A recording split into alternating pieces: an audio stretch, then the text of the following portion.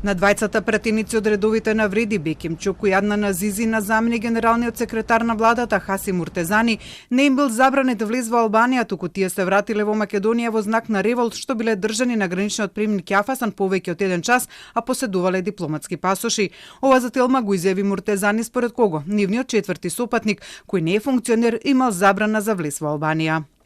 Сигурно тука ние имаме реагирано дека ова можеше многу брзо да се каже дека има проблем, не да се чека 1 сат па да го добиеме таа информација. Ние во знак на револт и индињата немаме продолжено понатаму, иако не се каже од нивна страна дека вие може да продолжите и човекот што беше со нас, он не може да влезе во Албанија и во знак на револт од тоа што чекавме саат и повише, ние сигурно се имаме вратено со се другиот придружник што беше со нас.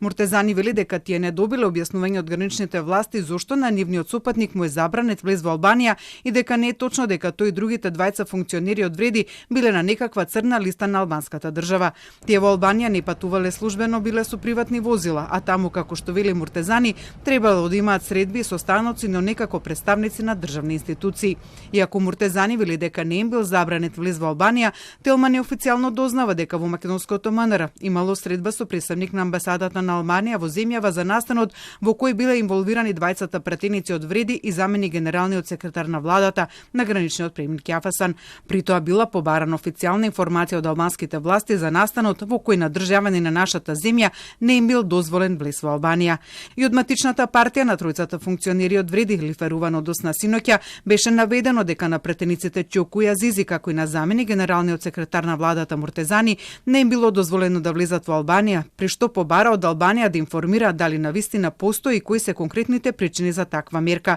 Од матичната партија на тројцата функционери Вреди неофицијално наведува дека се работи за дипломатски инцидент, за што ќе треба да се даде објаснување. Неофицијалните информации од таму се дека забраната за влез на четвртиот патник најверојатно е поради поврзаноста со протестите кои се одвиваат во Албанија против официјалните власти на државата.